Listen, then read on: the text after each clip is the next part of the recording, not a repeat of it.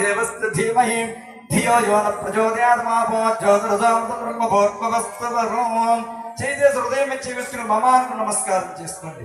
యజమానస్య ఉపాత్త సమస్త దుర్దక్షయద్వారం శ్రీ పరమేశ్వర వృచ్చద్మం శ్రీ పరమేశ్వర ఉద్దిశ్య శుభాభ్యాం శివ శివ శంభో మహారాజ్ఞే ప్రవర్తమానస్య అద్య బ్రాహ్మణః విద్యాపరార్థే శ్వేతపరాకల్పే వైవస్వత మన్వంతరే కలియుగే ప్రథమపాదే జంబూద్వీపే పర్వతవర్షే పర్వతఖండే मेरो दक्षिण दिग्भागे श्रीशैलस्य ईशान्य प्रदेशे गंगा गोदावरीयोर्मध्यदेशे समस्त देवता ब्राह्मण हरिहर गुरु सन्निधौ श्री मुच्चालम्म तल्लि देवता आलय सन्निधौ अस्मिन् वर्तमानानां व्यवहारिकानां चान्द्रमानेन श्री क्रोधिनाम संवत्सर दक्षिणायने हेमंत ऋतौ मार्गशिर मासे शुक्लपक्षे पौर्णम्यां तिथौ तत्काल बहुलपक्षे प्रतिपत्यां तिथौ भानुवासरे शुभ नक्षत्रे शुभ योगे शुभकरणे एवं गुण विशेषणादिष्टायां शुभतिथौ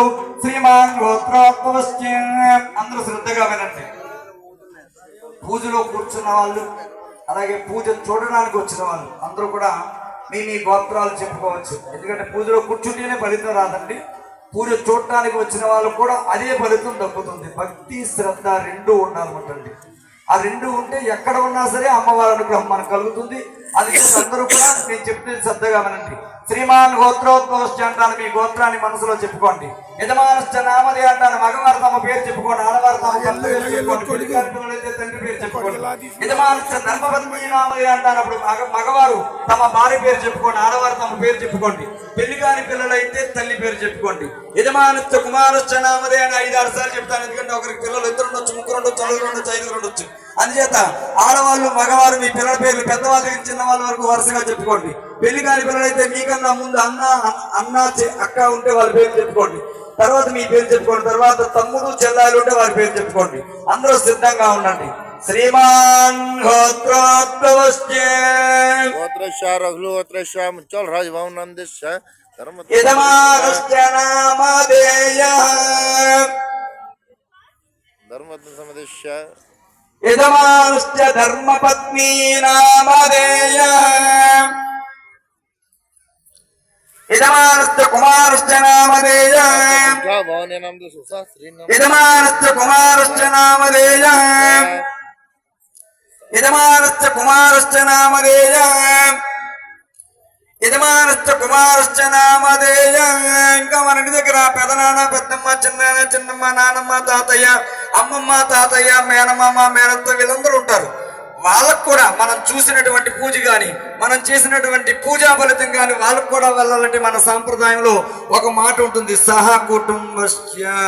ఆ మాట అంటే చాలు వాళ్ళకు కూడా ప్రాప్తం అవుతుంది. ఒకటండి అందరూ చెప్పండి, మమ సహ కుటుంబస్య క్షేమ ధైర్య ధైర్య విజయ అభయ ఆయు ఆరోగ్య ఐశ్వర్య అభివృద్ధ్యర్థం ధర్మ అర్థ కామ మోక్ష చతుర్విధ పురుషార్థ ఫల సిద్ధ్యర్థం మమ జాతకరీత్యా గోచారరీత్యా సమస్త గ్రహదోష పరిహారార్థం మమ వ్యాపార వ్యవసాయ అభివృద్ధ్యర్థం మమ కుమారస్య సరస్వతి కటాక్ష సిద్ధ్యర్థం ఉన్నత విద్య ఉన్నత ఉద్యోగ ప్రాప్త్యర్థం శ్రీ మహాకాళి మహాలక్ష్మి మహాసరస్వతి స్వరూపిణి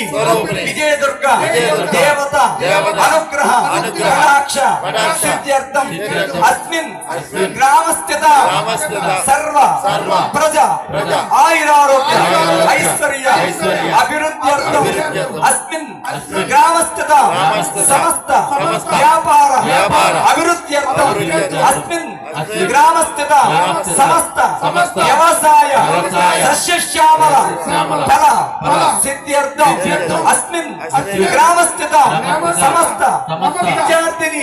విద్యార్థిని ఉన్నత విద్య ఉద్యోగ ప్రాప్త్యర్థం గ్రామ అభివృద్ధి ఫల సిద్ధ్యర్థం గ్రామ సంరక్షణార్థం లోక కళ్యాణ